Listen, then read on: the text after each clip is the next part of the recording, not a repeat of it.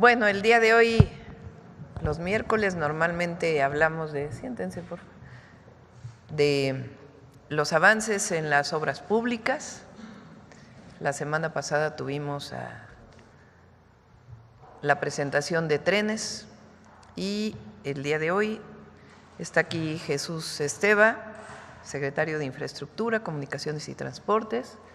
Él nos va a hablar de los avances en las licitaciones de carreteras, las distintas obras que estamos haciendo, y al cierre tenemos detector de mentiras. Entonces pasamos primero a informe de carreteras y luego ya respondemos a sus preguntas. Ahí vamos a hablar también de el 50% de los, bueno, el 25% más que puso el presidente Trump al acero y al aluminio. Ya contestamos a las preguntas que tengan. Adelante, Jesús. ¿Aquí o allá? Allá.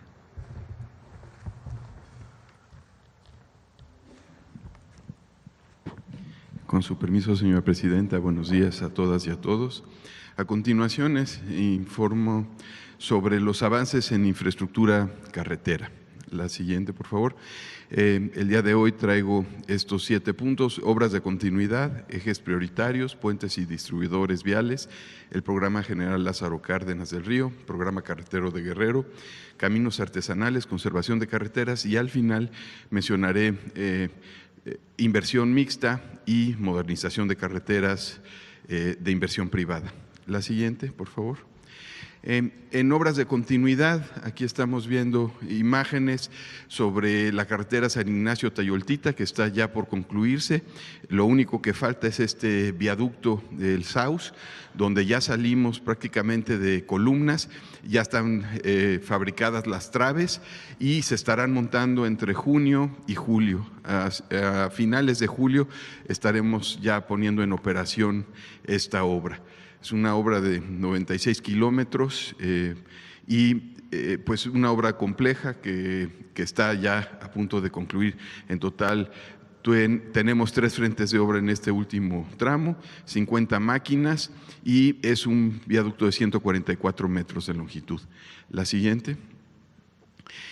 Puente Rizo de Oro, he estado presentando aquí los avances. Ya al día de hoy estamos por iniciar los montajes, la estructura metálica está concluida. Estos son los últimos elementos para unos gatos hidráulicos que se colocan en la parte de arriba. El cable para instalar la estructura ya está tensado y ahí pueden ver la estructura que se estará montando en las próximas semanas. Esta obra se estará concluyendo en octubre de 2025.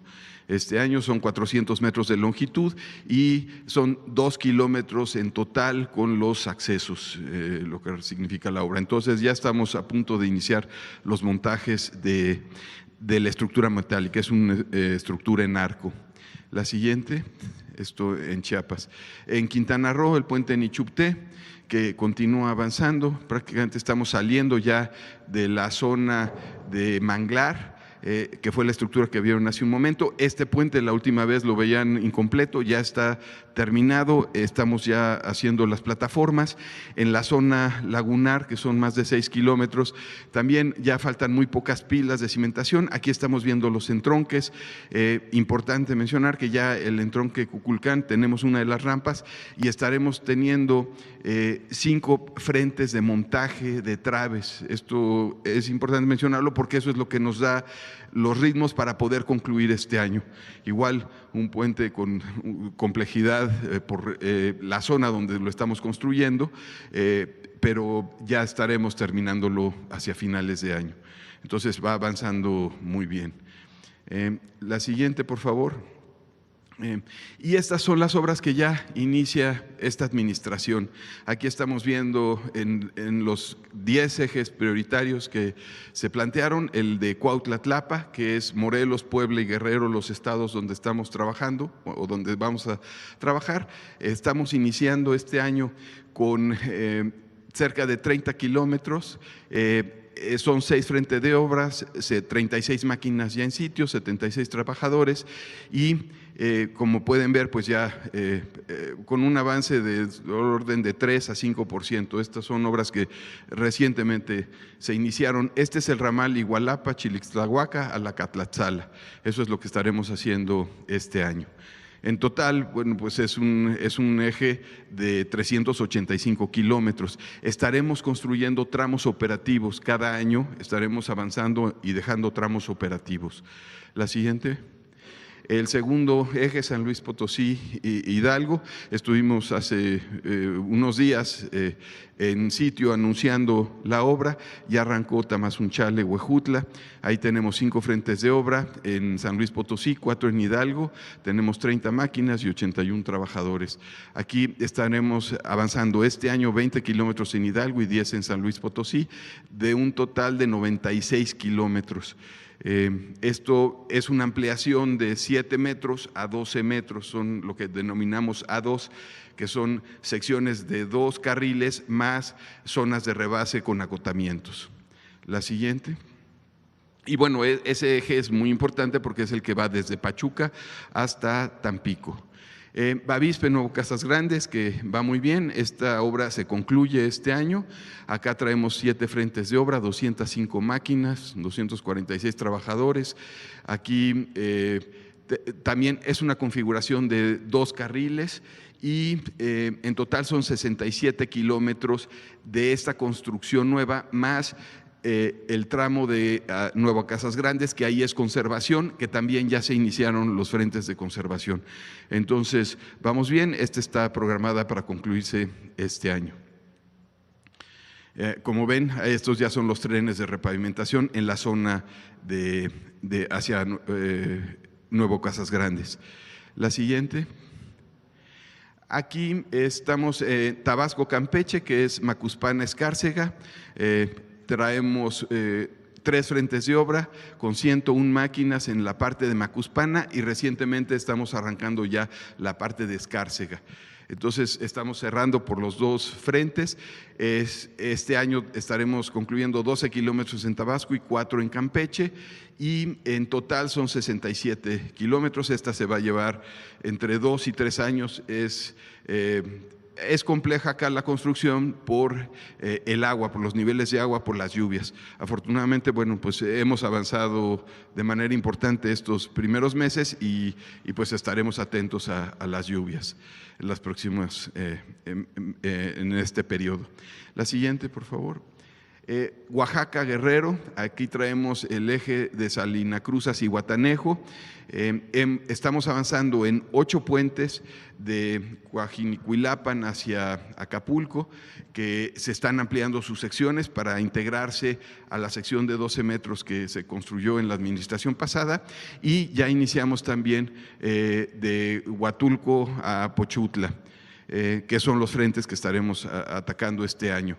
En total son 25 kilómetros que estaremos trabajando en Oaxaca, de un total de 453 kilómetros y como les mencioné, en todos los ejes prioritarios estaremos construyendo tramos operativos y dejándolos siempre en el año en que estamos ejecutándolo. Entonces, bueno, pues aquí ven algunos de los avances en los puentes, trabajando sobre todo cimentaciones. La siguiente. En Morelos, el circuito Tierra y Libertad, que también ya inició terracerías. Aquí traemos tramos de ampliación, de modernización, tramos de conservación y también la intervención del puente de Jojutla, que más adelante vamos a ver. Aquí pues también ya estamos trabajando. La siguiente. Estamos en el Estado de México y Guerrero, en el tramo Toluca-Zihuatanejo. Aquí estamos trabajando de Toluca a Tejupilco. Esta obra nos está apoyando la Secretaría de la Defensa. Aquí traemos 4 frentes de obra, 18 máquinas y 125 trabajadores.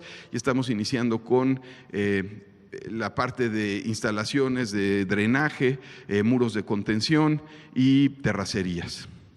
La siguiente. Y finalmente estamos por iniciar Sonora-Chihuahua. Aquí estamos firmando el convenio con la Secretaría de Marina. Se van a invertir 450 millones este año. En total, acá es un proyecto de 350 kilómetros y estaremos avanzando del orden de 30 kilómetros este año. Y finalmente, para 2026 estaremos arrancando 2 ejes más, Ciudad Valles-Tampico y Saltillo-Monclova, que este año estamos trabajando ya en los proyectos ejecutivos. Esto en cuanto a los 10 ejes prioritarios. La inversión en 2025 son 10.254 millones de pesos y en total 2025 a 2030 serán 112.000 millones. Y como ven, lo he explicado en otras ocasiones, en gris están lo que se denominan los ejes troncales, que es donde se mueve la mayor parte, el mayor porcentaje de transporte de carga en el país, y sobre esos ejes y haciendo interconexiones esos ejes es que están las obras que se diseñaron. Actualmente el Instituto Mexicano del Transporte estamos trabajando en modelaciones de cómo esto se integra con diferentes sistemas de transporte, con los trenes, con los puertos y con los aeropuertos. Entonces va a ser interesante el ejercicio que les presentemos en próximas ocasiones. La siguiente, por favor. Aquí también les presento los 21 puentes y distribuidores viales que tenemos programados. Este año estamos arrancando 10 y los ejercicios que hacemos, que viene desde que se hicieron los segundos pisos con la presidenta. Ella implementó esto de hacer modelaciones, no se hacían previo a ese primer ejercicio del distribuidor vial San Antonio, y ahora todos los proyectos en específico los que tenemos para puentes, hacemos ejercicios de modelación y con base en ello tomamos las decisiones. Entonces vieron el ejercicio del estado actual, del ejercicio ya con la intervención, y ahora vemos las obras que estamos haciendo. Estas son obras preliminares, obras inducidas. Estamos haciendo un canal para tomar parte de las aguas que se generan en las lluvias torrenciales, digamos, porque vamos a hacer un puente a desnivel. Un puente a desnivel que no tiene tema de inundación, dado que siempre va en declive y que pasa siempre el agua y va a desfogar hacia el mar, pero necesitamos hacer ese canal que veían previamente. Esta es la imagen objetivo. Los movimientos principales son sobre la carretera transpeninsular, la 01, y la modelación nos dio una vida útil con un nivel de servicio eficiente de 30 años con la solución que estamos dando. Se quedan 14 cruces a nivel, sobre todo peatonales, por la propia movilidad que tenemos en la zona. Entonces es una buena solución y pues ya está en marcha. La siguiente. En Morelos, el puente Jojutla, un puente con daños, se está elevando para tener menor vulnerabilidad ante condiciones de lluvias torrenciales. Ya se diseñan para, lo he mencionado en otras ocasiones, para periodos de recurrencia de 1000 años, para lluvias torrenciales de 1000 años, y ya se desmontó el puente y ya se concluyeron también las cimentaciones, las pilas, y se está por iniciar la construcción de las columnas. Aquí se estará concluyendo este puente en agosto y es parte del circuito Tierra y Libertad. La siguiente. Estamos trabajando, próximos a iniciar, todos estos están en proceso de licitación, todos se inician prácticamente en junio, y aquí se muestran los ejercicios que mencionaba. Previo a las licitaciones hacemos estas modelaciones para tomar la decisión de cómo quedan esos distribuidores. Entonces estaremos construyendo los puentes de Alameda Oriente, que es bajar los existentes, y construir nuevos. En Colima, Libramiento Arco Sur, Arco Norte, la reconstrucción de la presa de Las Trancas y la construcción del Chical. En Nayarit, el Amado Nervo. En Sinaloa, el Pérez Escobosa. En Tlaxcala, el Viaducto Santana, y en Veracruz, el acceso al puerto de Veracruz. Esos son los 10 programados para este año, de un total de 21. La siguiente.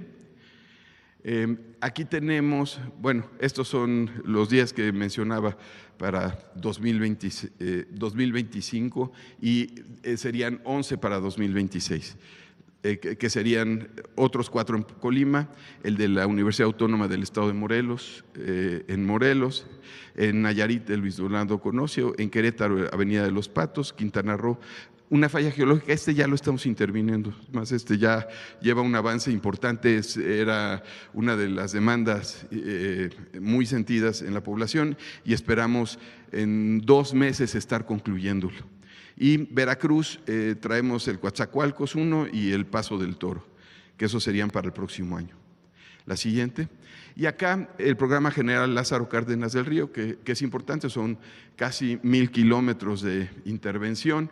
Este año estamos interviniendo 612, ya arrancamos más de la mitad en Guajuapan de León, a Oaxaca, en el tramo Nochistlán, en Tehuacán, en los límites de Puebla y Oaxaca, Chazumba y Guajuapan de León, Putla de Guerrero a Pinotepa Nacional, y estos están por iniciar.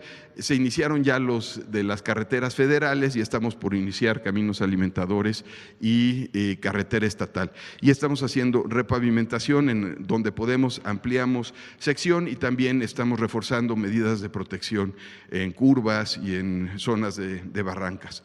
Entonces, bueno, pues es para este año 600 kilómetros. La siguiente.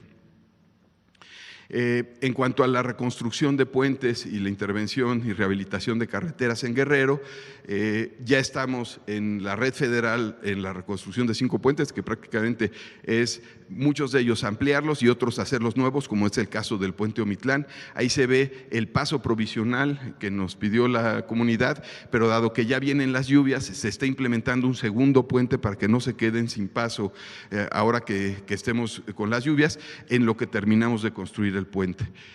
Y en la red estatal traemos 63 puentes y 43 tramos carreteros. Ya hay 44 de esos puentes en proceso, son puentes más pequeños, pero también son construcciones prácticamente nuevas. La siguiente. Bueno, aquí se ven algunos de los puentes que todos ya están con labores y con trabajos de construcción. La siguiente, por favor. Bueno, puente Acahuitzotla también, como ven, en todos ya trabajos de cimentación. Y bueno, pasamos a caminos artesanales, ya están prácticamente, al 15 de junio se firman ya todos los convenios con las comunidades.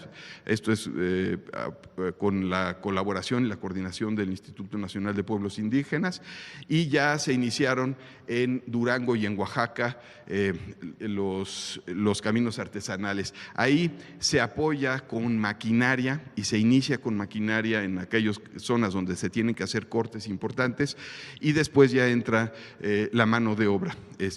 Todo esto también lo contrata la comunidad y pues este año traíamos 112 caminos, subimos a 135. En total serán 2,100 kilómetros en toda la administración. La siguiente. Bueno, ya empezamos a lo que es conservación. Buenas noticias en cuanto al programa Bachetón, que se inició en octubre del año pasado. Tuvimos economías por 245 millones de pesos, ya una vez que concluimos todas las repavimentaciones, y de 668 kilómetros que repavimentamos vamos a poder ampliar 130 kilómetros más, que ya también se están iniciando. Y para 2025 traemos la atención preventiva, y esto es importante mencionarlo porque el atender de manera preventiva toda la red federal libre, que significa limpieza de cunetas, que significa limpieza de drenajes, más bacheo, nos evita inundaciones y afectaciones durante la época de lluvias.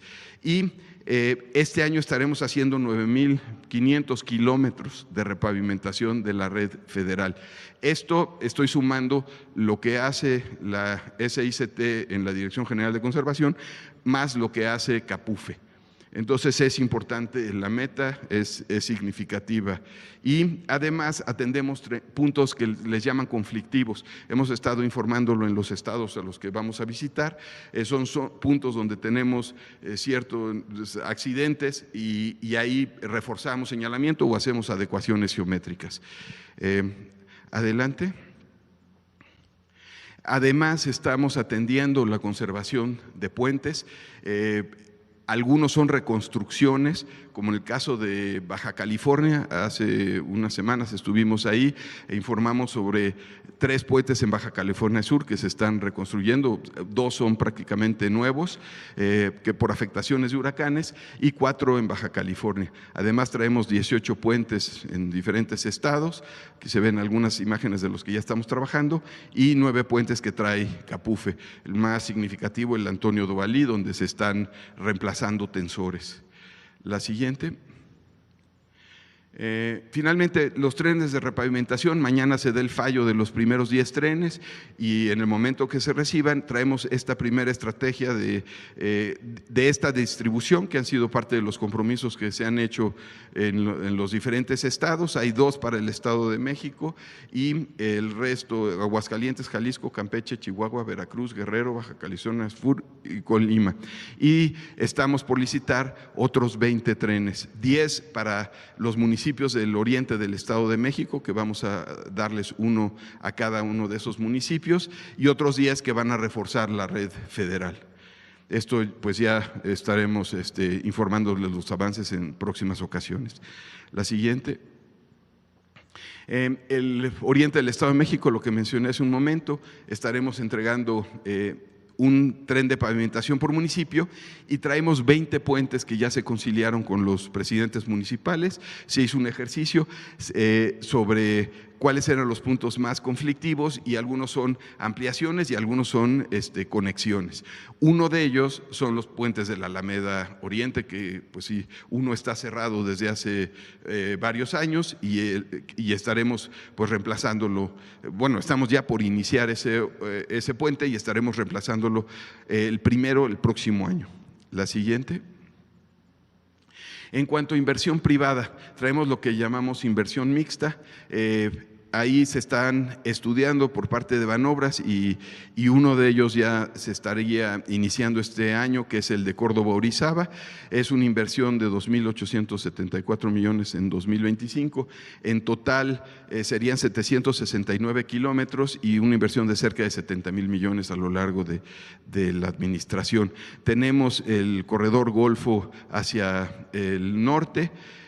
Tenemos Nueva Italia, Lázaro Cárdenas, el bypass de Tijuana-Ensenada, Las Varas San Blas, la Tepic-Compostela, que está también para concluirse este año, y como mencioné, el corredor Golfo Norte más el puente internacional Nuevo Laredo 4. La siguiente. Adicionalmente hay autopistas que vienen ya de más de 10 años, algunas de ellas en su construcción. Hemos acelerado los trabajos, hemos resuelto muchos de los puntos que tenían algún tema que no permitía la continuidad, y al día de hoy nuestro plan es concluir todas estas obras en esta administración. En total la inversión será de 26,000 millones de pesos, 13,000 en 2025 y estaremos concluyendo ya todo lo que traemos como obras de modernización o construcción nueva de autopistas. En especial, por ejemplo, la Tizapán-Tlacomulco, que lleva más de 10 años, estamos planteándola concluir en 2027. Pátzcuaro-Uruapan para septiembre de 2025. Nos faltan 2 cruces ferroviarios y ya se podría poner en operación. Cardel-La Mancha-Laguna Verde la arrancamos hace un mes. Y bueno, en fin, los diferentes tramos los estaremos informando en siguientes ocasiones, pero todos ya están trabajándose y también planteando un programa de dejar tramos operativos cada año, de aquí a que se concluya y concluirlos todos en esta administración. La siguiente.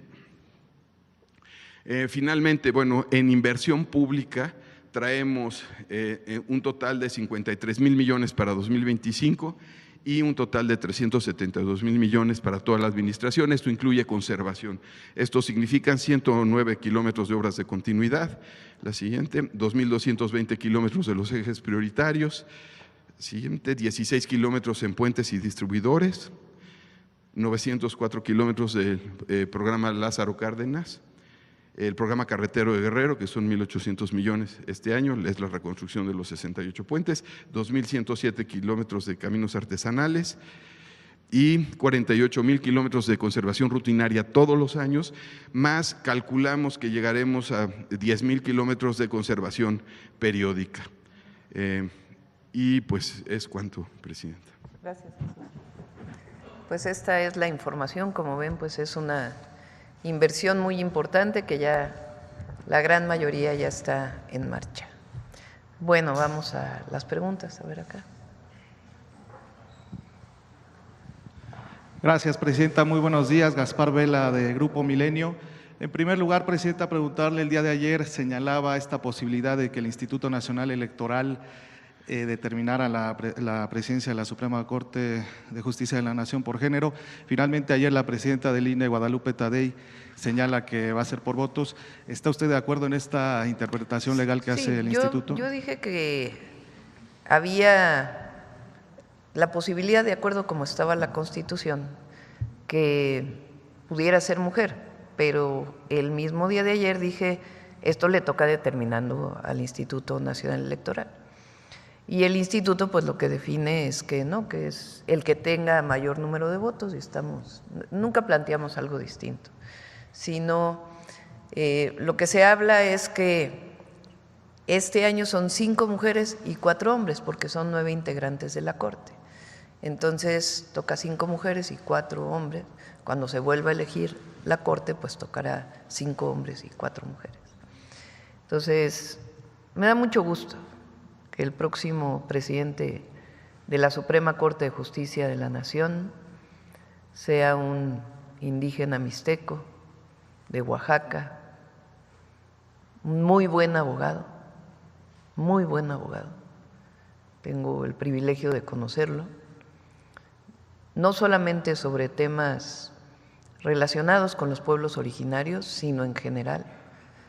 Tiene un amplio conocimiento. Es un hombre modesto, sencillo, pero no por eso con una enorme inteligencia y sensibilidad social. Entonces nos da mucho gusto, la verdad que…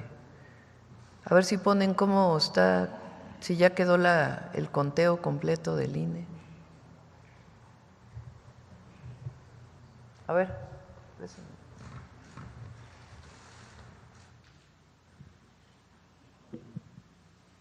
¿Cuántos votos tuvo al final?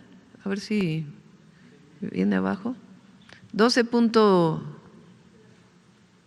La participación ciudadana, 12.91%, o sea, casi 13%. Y las actas computadas, ¿qué porcentaje de actas son? ¿O de boletas?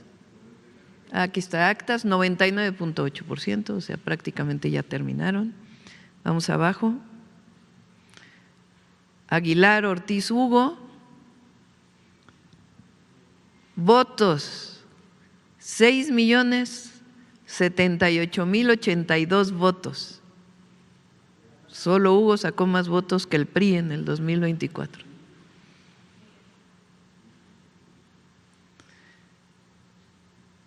Bueno, vienen nombres primero, ¿verdad? Figueroa Mejía, a ver, bajen. Hombres. Vamos ahí, primero los hombres y luego Figueroa Mejía Giovanni Azael, 3.6 millones de votos.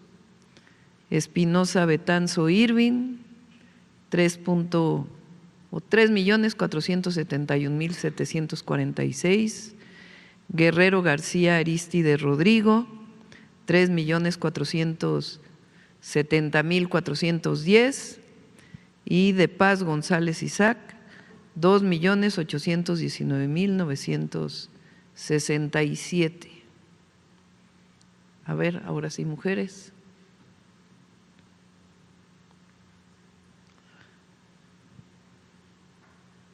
Batres Guadarrama Lenia, también creo que tuvo más votos que el PRI, 5.744.290. Esquivel Moza Yasmín, 5.194.044. Ortiz Alf Loreta, 4,919,043. Ríos González María Estela, 4,613,018. Y Herrerías Guerra Sara Irene, 3,152,275. Ese es el resultado de la votación y el presidente de la Corte es Hugo.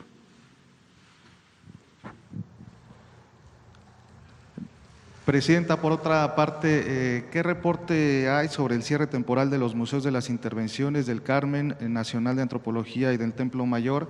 Esto debido al cambio en la sustitución de la Policía Auxiliar de la Ciudad de México por seguridad privada. Preguntarle si tiene algún reporte de esto. No tengo reporte. Vamos a preguntar. Ellos tienen la orientación de contratar a el servicio federal.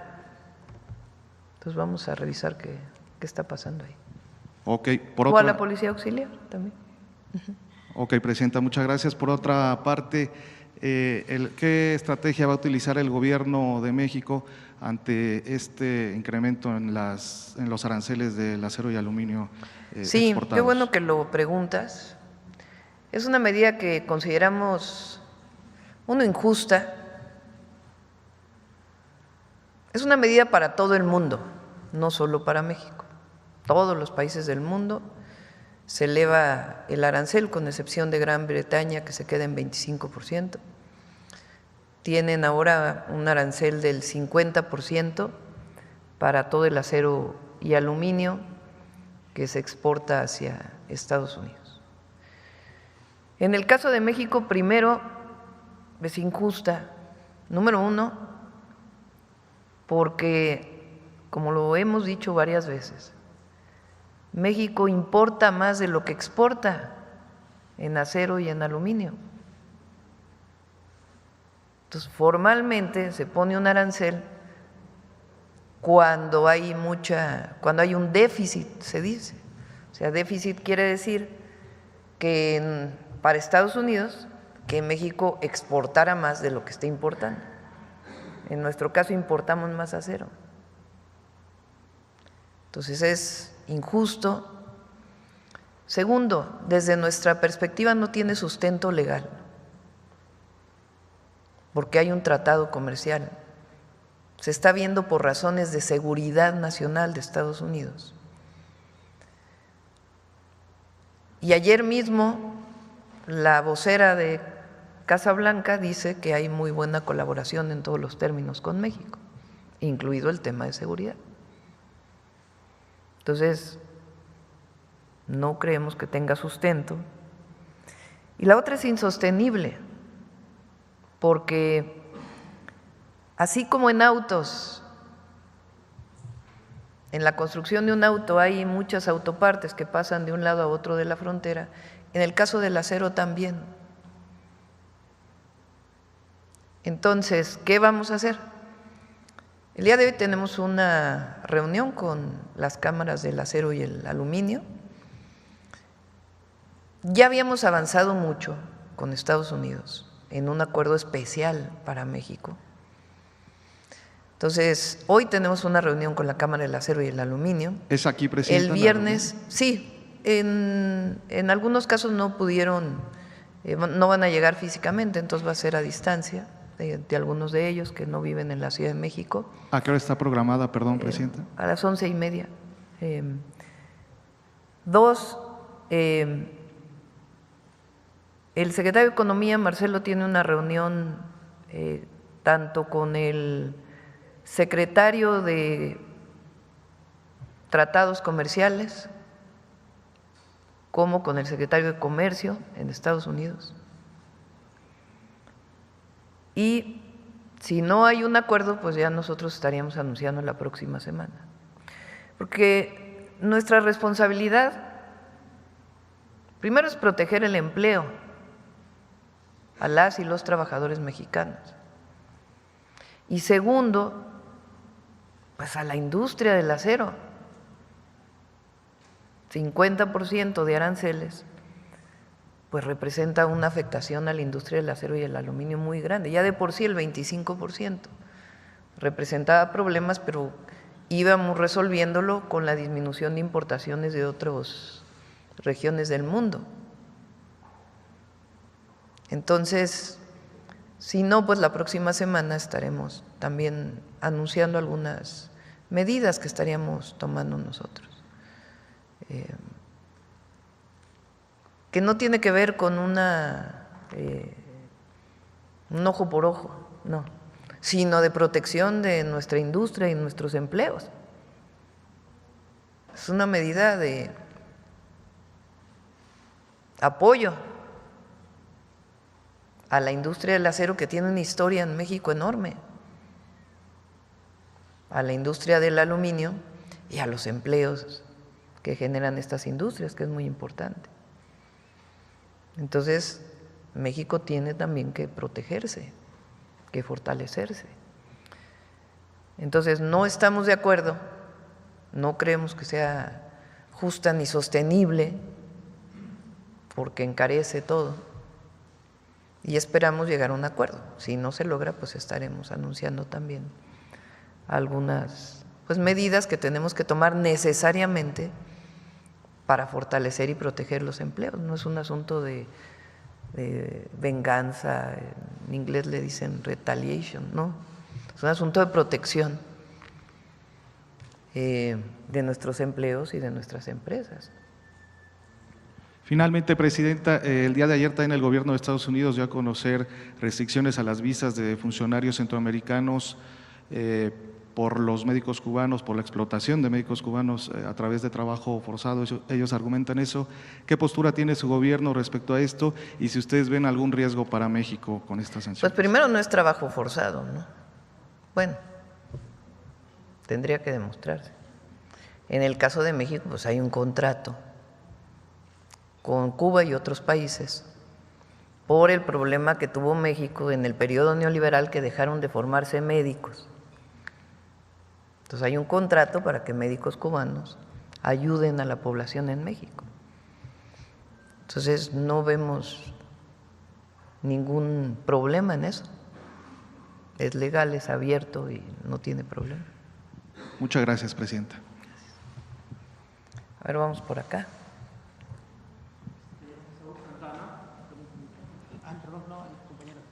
Vamos acá y luego vamos contigo, Saúl. Ajá. Nos ha dado tiempo de terminar toda la fila de adelante estas mañaneras. Así que. Buenos días, Presidenta Elia Cruz de La Hoguera. Presidenta, hace un momento comentaba ya la nueva integración de la Corte. ¿Qué le parecen estos 9 perfiles que van a integrarla? Muy bien, muy bien. Lo decidió el pueblo, lo que decida el pueblo. Y son buenos perfiles. Ellos tienen que dar un ejemplo una vez que entren a la Corte, ellas y ellos, de una transformación profunda del Poder Judicial. ¿En qué sentido esta transformación?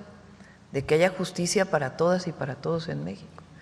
Tienen que dar ejemplo de austeridad comparado con la parafernalia del poder actual, desde mi punto de vista. Tienen que dar ejemplo de profesionalismo, de impartición de justicia. Tienen que dar un ejemplo de que hay cambios, de honestidad, de honradez, de transparencia. Hoy son elegidos por el pueblo, ahora les corresponde a ellas y a ellos, a partir de septiembre, dar un ejemplo a México y al mundo de que puede haber un sistema de justicia diferente, que no esté basado en grupos de interés, en dinero de por medio, en dar a unos y a otros no. Tienen que constituirse pues en un grupo de mucha presencia, en el sentido no en los medios de comunicación, ¿no?, sino en el sentido de que se note en México que llegó también la transformación al Poder Judicial. Y no es un asunto político, es un asunto de honestidad, de sencillez, de modestia, de austeridad y de impartición de justicia. Entonces yo creo que lo van a hacer muy bien, muy bien. Presidenta, hablando justamente de la Corte, la actual Corte, desde su integración con la reforma del entonces presidente Ernesto Zedillo, en La Hoguera hemos hecho un recuento de esto, una serie de publicaciones donde hacemos un recuento, entre ellos pues todas las reformas principalmente impulsadas por el expresidente Andrés Manuel López Obrador, que echaron atrás todos los privilegios de los que fueron sujetos más bien, pero también las resoluciones, algunas de las resoluciones que hicieron en contra del bolsillo de los ciudadanos en general. Por ejemplo, el haber permitido que se grabara o se cobrara interés sobre las cuentas bancarias, por ejemplo, el haber permitido o haber declarado inconstitucional cuando la entonces Asamblea del Distrito Federal empezaron a cobrar los estacionamientos en las plazas públicas, en los centros comerciales. Ellos declararon inconstitucional cuando los diputados habían dicho, bueno, ok, van a cobrar los estacionamientos, pero den 2 horas gratis para los clientes y a partir de la segunda un precio preferencial, pero lo echaron para atrás y entonces es algo que todavía los ciudadanos pues seguimos pagando. ¿Cómo dejar ir a esta Corte que actualmente existe en la impunidad? No es un asunto de persecución, lo dije el otro día. O sea, no, yo creo que eso nunca ayuda a unas sociedades.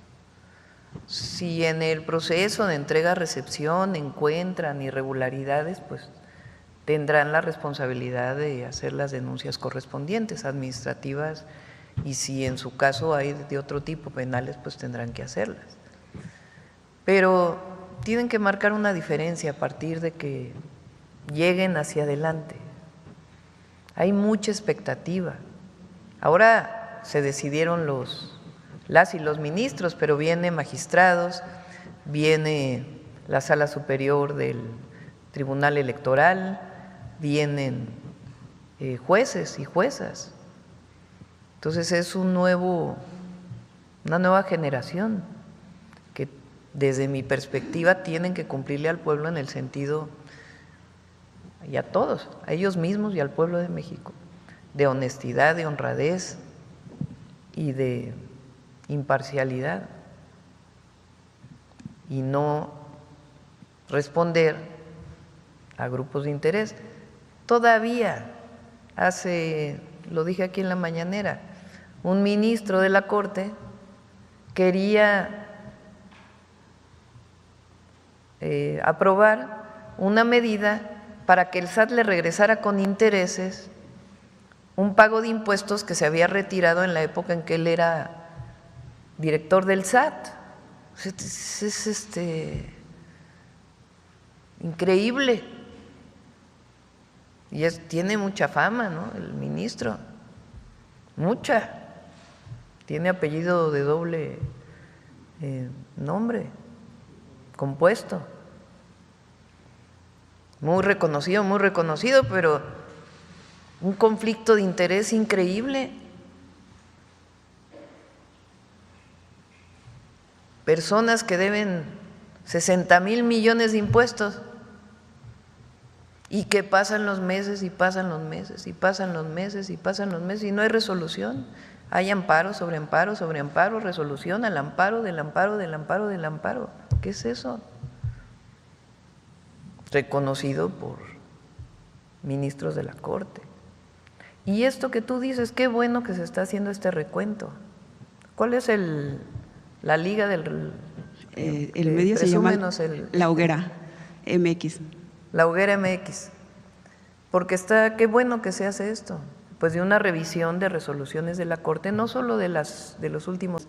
Piden Sí, y si hay un caso especial que es factible legalmente revisarlo, pues que se revise. Ya lo determinarán los propios ministros y ministras. Pero me parece que lo más importante pues es a partir de septiembre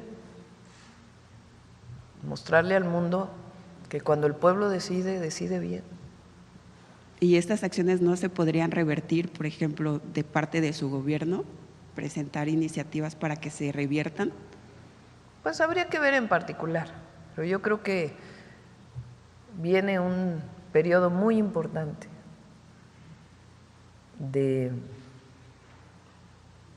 que se demuestre el verdadero Estado de Derecho. El verdadero Estado de Derecho. En otro tema, Presidenta, ayer usted nos comentaba acerca de las inundaciones que hubo en el Estado de México especialmente y en la Ciudad de México especialmente en la zona oriente. Comentaba también que se han hecho grandes obras para tratar de aminorar estas afectaciones que se tienen, como el colector de Chalco que va a ayudar en esa zona. Pero yo le quisiera preguntar, Presidenta, porque estuve haciendo un recorrido durante el momento de la inundación del lunes pasado, cientos de miles de personas caminando para tratar de llegar a sus casas. ¿Qué se puede hacer o si su gobierno tiene proyectado hacer una obra en la zona de ahí de Santa Marta, Catitla, justo en la subida del Puente de la Concordia? Porque ahí es donde se hace una terrible inundación que no permite avanzar hacia los municipios del oriente como Chalco, Valle de Chalco, Iztapaluca y los demás. Porque la inundación impide que se pueda pasar tanto por la carretera federal como por la autopista. Entonces, es un tapón, bueno, se genera ahí un tapón. ¿Qué propuestas usted daría o qué obra en específico para esa zona para que no ocurra cada año? Hay un programa, como saben, con el oriente del Estado de México, de 10 municipios. Ahí hay planteadas obras de mejora del acceso al agua potable, drenaje, saneamiento. Ahí está incorporada Conagua, está Jesús, Secretaría de Infraestructura, Comunicaciones y Transportes, está la parte de transporte público que también se está apoyando. También temas de seguridad, con la constitución de un mando único en esa zona, que se está trabajando. Entonces, como parte de esto, se está revisando el tema de las inundaciones en ciertas zonas. Uno de los que pues tenía una urgencia muy grande pues era Chalco. Ese afortunadamente ya se termina y como ese pues va a haber otras obras que nos ayuden a disminuir inundaciones que se están revisando en este momento y también agua potable. Es un programa muy ambicioso para la zona metropolitana del Valle de México que va hasta Hidalgo, hasta Tula, que tiene que ver con agua potable y saneamiento. ¿Cuándo tendríamos una propuesta ya más definida de qué se haría en esa zona? Mismo año, este año ya se definieron algunas obras. Por ejemplo, el otro día planteó Efraín de cerca de 17 pozos en Ecatepec que estaban parados, que no estaban funcionando, 10 de ellos ya están en operación. Se está este año pues atendiendo lo más urgente. Y este mismo año se definen todos los proyectos integrales para los próximos 5 años. ¿Y ese es parte del proyecto para la zona oriente? Para la zona metropolitana, sí, pues ahí está Los Reyes La Paz, una parte de, esencialmente, ¿no? Los Reyes La Paz, Iztapalapa.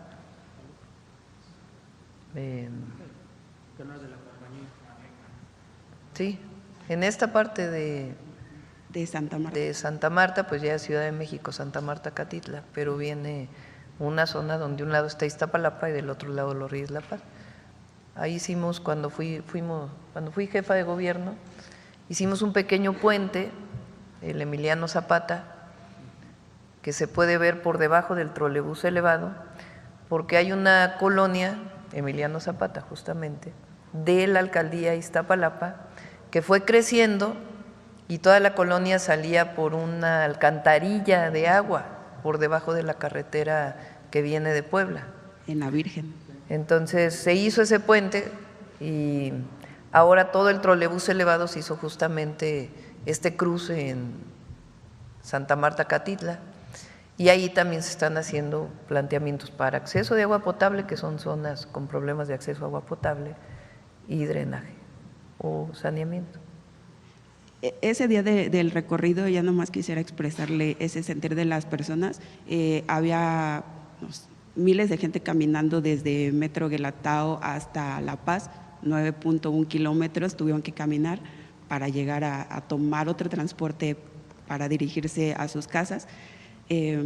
Había gente muy enojada, pues hay gente resignada también porque decía cada año es lo mismo, aunque digan que son lluvias atípicas, es algo que se genera siempre y no se tiene una solución. Y entre ellos había una señora que se quejaba amargamente de usted, decía que usted estaba acostada en su cama mientras ella estaba caminando como peregrino, decía. Entonces, yendo más como para que lo tenga presente, presidente. Sí, a ver,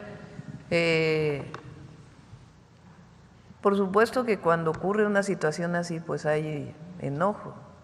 Le pasa a uno si se queda 2 horas detenido en el tránsito, si tienes urgencia de llegar a tu casa, pues sí hay frustración y enojo, y se entiende. Y hemos hecho varias obras, por ejemplo, en Venustiano Carranza se hizo una obra muy importante para disminuir las inundaciones en varias colonias, un drenaje semiprofundo. Y en este caso, pues vamos a atender el tema de esta inundación, particularmente en esta zona, que tiene muchos hundimientos, también por eso se generan estos encharcamientos. En un último tema, presidenta, ayer la CENTE rechazó asistir al diálogo con la Secretaría de Gobernación porque dijo que se iba a reunir con sus bases y que hoy iba a definir si se reunía con la Secretaría de Gobernación y el Secretario de Educación hoy. ¿Cuál es su opinión, presidenta? ¿Van a esperar hasta que ellos estén dispuestos a dialogar? Todavía están deliberando, entonces vamos a esperar a ver cuál es su decisión.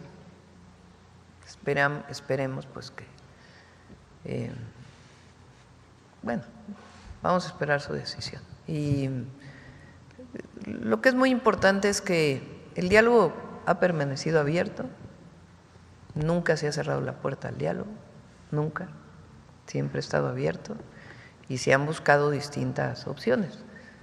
Y hay demandas pues que como se han planteado en las mesas con las y los maestros que están en paro de la CENTE, pues que es muy difícil cumplir porque no hay el presupuesto suficiente. Entonces vamos a esperar el día de hoy para… Las afectaciones siguen aumentando. Los comerciantes han hablado de grandes pérdidas, incluso ayer… ¿Pero qué quiere decir una fecha? Pero no les va a decir algún límite, o sea, no los va a invitar a que pues dialoguen lo antes posible, presidenta. ¿Y si no? El diálogo es lo más importante. Entonces no vamos a usar la policía ni la Guardia Nacional para reprimir nunca a nadie. Entonces se busca siempre el diálogo. No estamos de acuerdo, pues no estamos de acuerdo, pero un gobierno responsable tiene que buscar siempre esquemas de diálogo frente a una protesta social. No se adelante, vamos a esperar hoy que… Ayer y antier estuvieron, ¿no?, en Gobernación, sí. Vamos hoy a esperar a ver su resolución. Presidenta, pero si se reuniera con ellos, ¿no desactivaría todos esos movimientos que afectan a millones de… Vamos a esperar. Muchas gracias, Presidenta. Nancy Rodríguez de Oro Sólido y Empuje Migrante, buenos días a todos. Presidenta, ayer usted mencionaba esta carta que nuestros hermanos migrantes están promoviendo en change.org. Ayer tuvimos la oportunidad de hablar con el promotor de esta carta, es Omar Silva, es un hermano migrante de allá de California, pero quería yo comentarle, Presidenta, que esta carta está hecha no nada más de hermanos migrantes que no tienen los papeles, también forman parte de esta propuesta mexicanos que ya tienen allá la nacionalidad, que también trabajan a través de la visa H2A. Entonces, pues me pidió de favor si puedo leer parte, no es muy larga, pero parte de lo que dice esta carta, si usted me lo permite. Adelante. Presidenta. Gracias. Dice: detengamos la doble imposición ilegal a las remesas y protejamos a las familias vulnerables. Senadoras y senadores, es en inglés, pero tengo la traducción, está dirigida básicamente a los congresistas allá de Estados Unidos. Dice: somos familias migrantes, trabajadoras y miembros de comunidades que vivimos en Estados Unidos. Muchos de nosotros llegamos aquí por necesidad, no por elección. Trabajamos arduamente y contribuimos todos los días a la economía estadounidense en sectores esenciales como la agricultura, la construcción y el cuidado de personas. Una parte importante de nosotros reside legalmente en el país, ya sea mediante visas temporales H2A, tarjetas de residencia permanente u otras vías legales. Les escribimos para exhortarles a rechazar la sección 112105 del proyecto de la ley titulada One Big Beautiful Bill, que propone un perjudicial impuesto del 3.5% sobre las remesas que enviamos para apoyar a nuestras familias en México. Estas no son transferencias de lujo, son cantidades modestas que se destinan a cubrir alimentos, medicinas y vivienda. Gravar estos envíos sería castigar a quienes ya enfrentan mayores dificultades. Es importante señalar que las remesas desempeñan un papel discreto pero poderoso en la reducción de la migración irregular, al ayudar a nuestras familias a cubrir sus necesidades básicas en casa. Les damos la oportunidad de permanecer arraigados en sus comunidades, disminuyendo significativamente la posibilidad de que emprendan el peligroso viaje hacia el norte. Las remesas también suelen llegar a los hogares con mayores carencias, muchos de ellos encabezados por mujeres que dependen profundamente de este apoyo. Este impuesto afectaría con mayor dureza a estas familias, empujándolas a una pobreza más profunda y ampliando las brechas de géneros existentes. Además, este impuesto equivaldría a una doble tributación. Ya contribuimos con más de 120,000 millones de dólares anuales en impuestos en Estados Unidos y esta nueva medida nos obligaría a pagar de nuevo, simplemente por ayudar a nuestros seres queridos. Es injusto y violaría el tratado bilateral fiscal vigente entre Estados Unidos y México, creado precisamente para evitar que las personas sean gravadas 2 veces por los mismos ingresos. No pedimos un trato especial, solo consideración justa y equitativa. Respetuosamente, millones de personas migrantes y sus familias trabajadoras. Esta es la carta que usted mencionaba el día de ayer, Presidenta. Sí. Y también en la entrevista con él, pues desgraciadamente, Presidenta, siguen los abusos precisamente allá, pero de estos trabajadores con las visas H2A. Quería yo informarle, Presidenta, que desgraciadamente son más de 300,000 visas, pero en algunos estados les piden moche para darles las visas. Hay algunos que les piden hasta 100,000 pesos y tienen que pagarlo ya sea antes o cuando regresan. ¿Quién se las pide?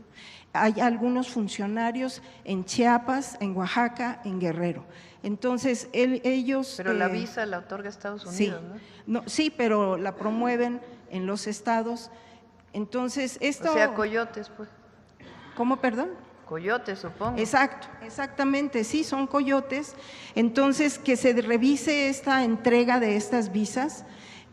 Pero la visa la dan en los consulados de Estados Unidos. Exactamente, sí, pero los promueven, obviamente. Pues si hay alguna denuncia en particular que nos quieras compartir. Ok, Ok, perfecto, Presidenta, porque habría que revisar, no es la primera denuncia, ya anteriormente con el presidente Andrés Manuel López Obrador también denunciamos estos moches que les piden. Ahora, también otra cosa muy delicada, Presidenta, es que muchas veces estos trabajadores legales con la visa H2A se tienen que venir en caravanas porque les van pidiendo en los retenes muchas veces también moche, o incluso pues hasta los asaltan.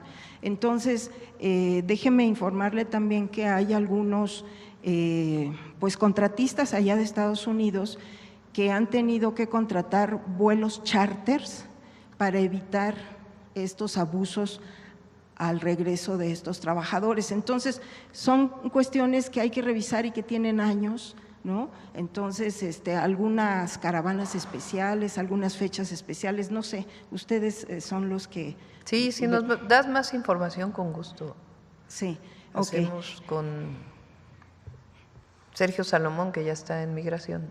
Exactamente. Un esquema sí. de apoyo, sí. Sí, y bueno, en otro tema, Presidenta, el año pasado, precisamente en el mes de agosto, se llevó a cabo aquí en este recinto el Congreso Continental de Medios Alternativos, incluso, bueno, pues impulsado por el propio presidente Andrés Manuel López Obrador. Llegaron compañeros de todo el mundo, más de 300, y muchos seguimos en comunicación, la gran mayoría, afortunadamente. Hemos tenido algunas reuniones en la Cámara de Diputados, algunos de ellos participaron en la mesa de telecomunicaciones. Entonces, aquí le traigo una carta que pues están solicitando si habría la posibilidad de que se volviera a hacer este congreso y si se En contaría. septiembre fue, ¿no? En Poquito agosto. antes de que… Sí. ¿En agosto? Un mes antes de que… ¿Finales de agosto? De que usted llegara, sí. Entonces, querían saber si cuentan con su apoyo. Sí, sí, por supuesto. Que si se podría hacer nuevamente esta Lo organización. programamos, sí. Ok, aquí le dejo el documento. Y ya por último, Presidenta, en reciente visita que usted hizo a Pasta de Conchos, cuando estábamos haciendo la transmisión a través de nuestro canal, bueno, usted estaba informando que ya se habían recuperado 21 cuervos y, bueno, me preguntaron si el dueño, Germán Larrea, de Grupo México, era el que estaba pagando el rescate. Entonces, yo la última información que tuve es que no, que era No, es recurso todo federal. el recurso del gobierno. Sí. Y en aquel entonces la secretaria del Trabajo, ahora Luisa María Alcalde, informó que eran aproximadamente alrededor de 4,000 millones de pesos. Entonces yo le quería pedir si fuera posible que nos detallaran esos gastos o esa inversión de justicia y resarcir este daño que hasta que llegaron ustedes como movimiento, pues se les está dando respuesta. Y sobre todo para el público, porque sí hay gente que piensa que tal vez está poniendo dinero y no. Yo le contesté que no, pero sí me gustaría saber, confirmarlo con usted. Son recursos federales. La obra está a cargo de Comisión Federal de Electricidad, que a su vez contrata especialistas en este tipo de minas, que son quienes han estado haciendo este trabajo, contratistas, empresas que conocen de estos temas, y se sigue financiando con recursos federales hasta que no se encuentre al último minero. Y que finalmente, como le dije yo en el chat, lo estamos pagando con nuestros impuestos, es parte del dinero de los mexicanos que estamos apoyando este plan de justicia y dignidad que ustedes llevaron a cabo. Sí, y además de resarcimiento integral a las familias y algunos apoyos que se continúa pues cerca de las familias para lo que requiera. Muchas gracias, Presidente. Gracias. ¿Tú? Sí. Gracias, presidenta. Mara Rivera, de Enfoque Noticias.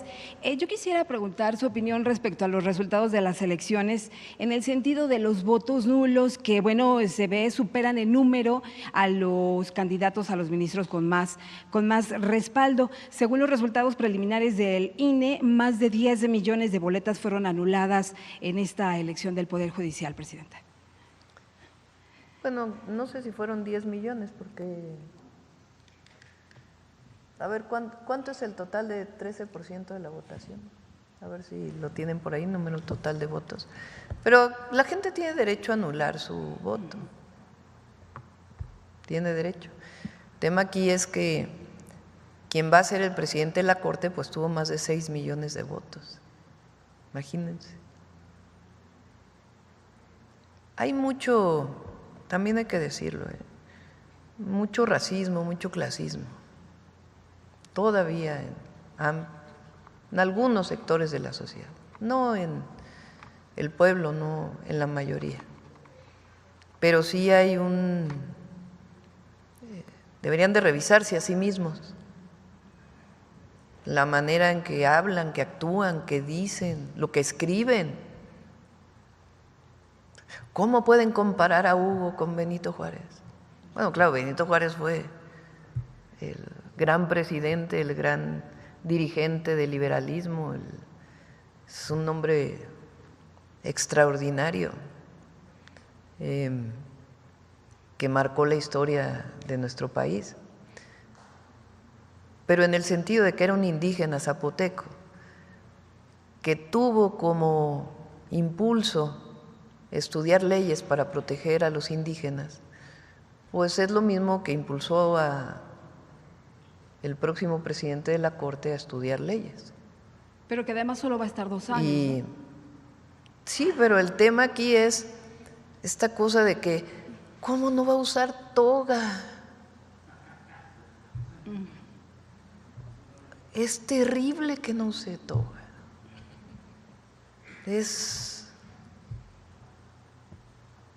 ¿Qué tiene malo que use